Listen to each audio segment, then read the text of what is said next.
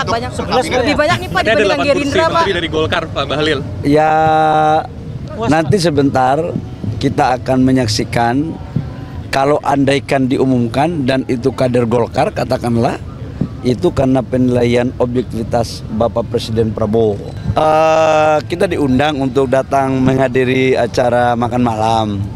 Yang acara selanjutnya kita lihat perkembangan. Pak, Golkar jumlahnya sangat banyak nih Pak. Hah? Di undangannya acara selanjutnya berarti pengumuman ya? Tidak didetailkan ya. Saya tidak membaca undangan detail. Tapi yang jelas ada makan malam. Pak, Golkar jumlahnya sangat banyak Pak di kabinet Pak. Apa nih Pak Bahlil? Wallahu alam, itu kewenangan hak prerogatif Bapak Presiden Prabowo. Golkar sangat banyak Pak jumlahnya di kabinet bagaimana? Yang dipanggil sangat banyak. Lebih banyak nih Pak dibandingkan Gerindra Pak. Dari Golkar Pak Bahlil. Ya nanti sebentar kita akan menyaksikan kalau andaikan diumumkan dan itu kader Golkar katakanlah itu karena penilaian objektivitas Bapak Presiden Prabowo. Yang kedua, memang Golkar sebagai partai yang sudah malang melintang dan berproses panjang selalu mempersiapkan kader-kadernya yang terbaik. Dalam pandangan objektivitas Pak Presiden terpilih mungkin dianggap bahwa posisi-posisi yang telah dipikirkan oleh Bapak Presiden itu dianggap mungkin mumpuni untuk kemudian kader Golkar bisa mengabdikan diri kepada negara.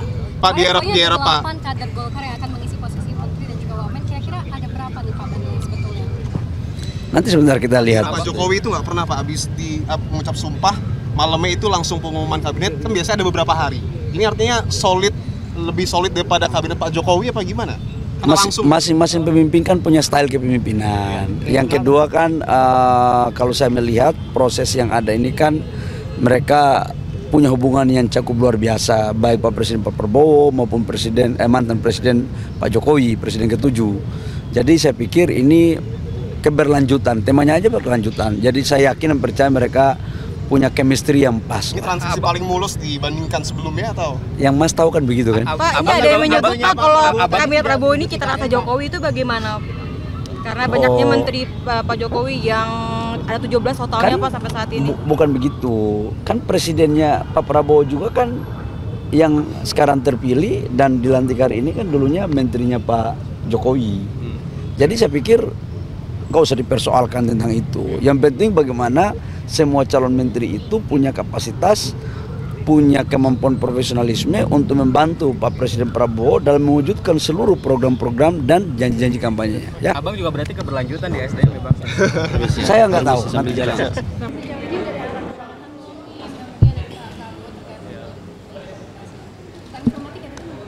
Pak, ya jadi kita nomenklatur baru komunikasi dan digital, jadi heavy-nya memang sebagaimana tadi pidato beliau di pengambilan sumpah jabatan juga untuk ke depan pemerintahan yang berbasis digital. Jadi itu salah satunya tadi kita dengarkan langsung di pidato beliau. Yang kedua ongoing PR ya yang dari sebelumnya judol itu juga beliau titip untuk terus dilakukan perang terhadap judol. Lain-lain nanti menyusul. Kemarin arahannya karena memang padat waktunya masih di dua itu. Ini enggak emang tugasnya sama seperti Menkominfo ya Bu, tapi cuma ada tambah digital saja. Penambahan digital ini untuk menjawab juga perkembangan teknologi dan zaman. Artinya komunikasi memang ke depan juga tentu berbasis digital, tapi juga kita tahu kemarin salah satu PR kita juga adalah bagaimana mengamankan data-data kita, itu juga terkait dengan digital dan pemerintahan yang efisien, efektif, itu juga bisa dilakukan dengan juga penerapan digital. Karena itu fokus dari kementerian tetap sama, hanya memang ada penambahan heavy atau pembobotan dalam isu-isu terkait pembangunan digital di tanah air. Gitu. Tadi jadi jumlahnya 8 ya, jumlahnya 8.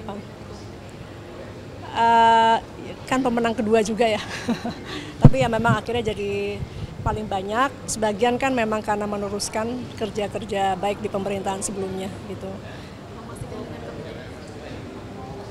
Makasih ya. Selamat ya. Terima kasih banyak ya. Selamat ya.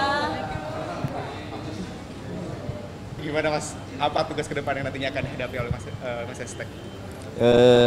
Pertama-tama tentu saya merasa sangat terhormat dipercaya oleh beliau untuk membantu Presiden menjadi Menteri Sekretaris Negara.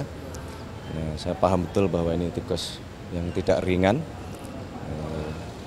Tentu yang paling utama adalah membantu memberikan dukungan kelancaran kepada tugas-tugas Bapak Presiden, dan saya diberi tugas khusus juga untuk membantu mengkoordinasikan antar kementerian supaya apa yang menjadi program-program pemerintah, program-program beliau sebagai Presiden dapat berjalan dengan baik, dengan lancar, dan percepatan-percepatan sekat-sekat komunikasi harus diperlancar. Oleh itulah kami diberi tugas oleh beliau. Bismillah. Rencana pelantikan pukul 10. Kemungkinan pagi masih menteri dulu, baru sore hari akan pelantikan wakil menteri. Mas Pras, siap. Tadi kan Mayor tadi kan juga ditunjuk menjadi Seskap ya Mas. Ini siap. Akan pensiunnya apa gimana Mas? Mayor tadi. Belum tahu saya.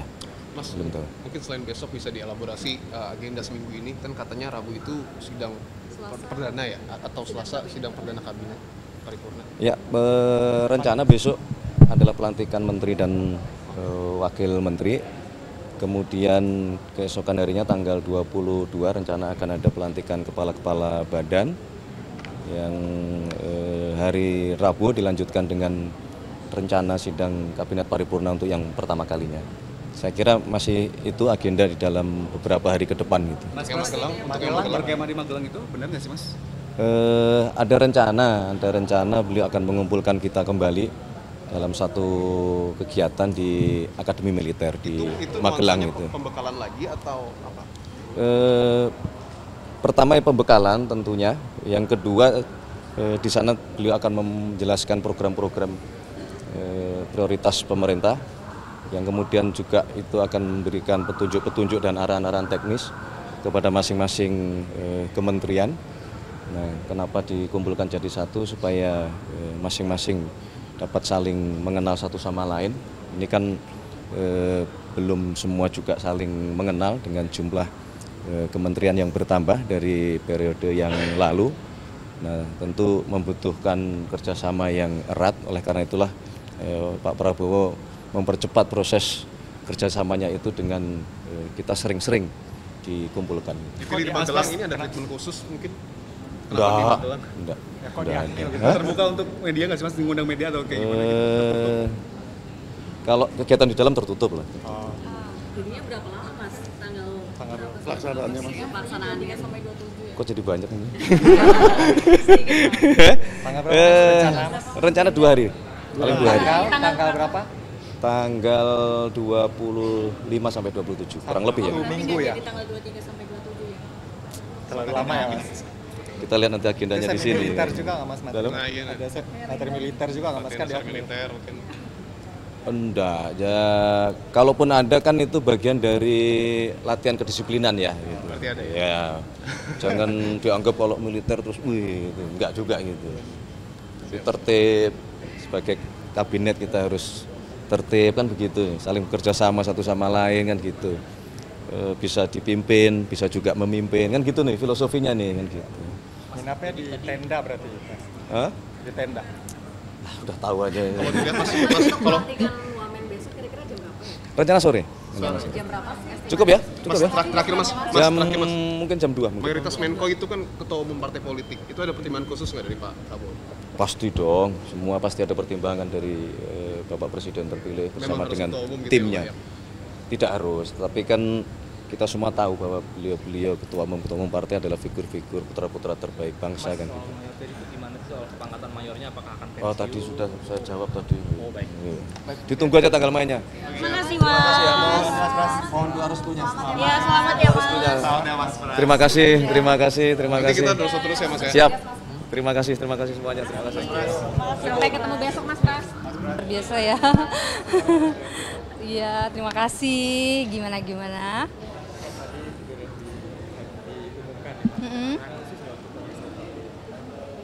Ya, untuk arahan khusus sebenarnya kan kalau kita bicara pariwisata semua sudah termaktum ya dalam asta citanya Bapak Presiden, Bapak Prabowo Subianto dan Bapak Wakil Presiden Bapak Gibran Rakabuming Raka. Untuk detailnya seperti apa tentu karena ini baru pengumuman semalam ini, saya perlu berkonsolidasi dengan Ibu Menteri, Ibu Widi begitu, termasuk juga dengan seluruh stakeholder di dalam Kementerian Pariwisata. Jadi semuanya masih dikoordinasikan, dikonsolidasikan, turunannya akan seperti apa, begitu teman-teman. Wow, sudah bicara 100 hari ya.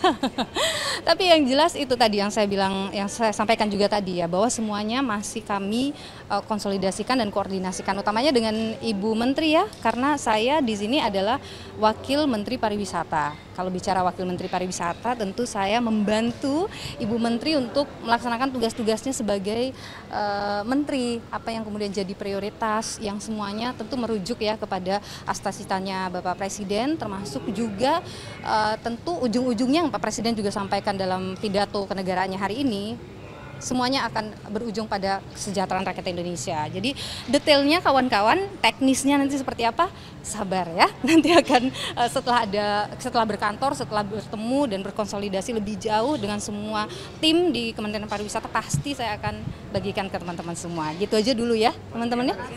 Besok sore sesuai jadwal yang saya terima pukul 15 ya untuk Wakil Menteri begitu. Terima kasih, mari ya.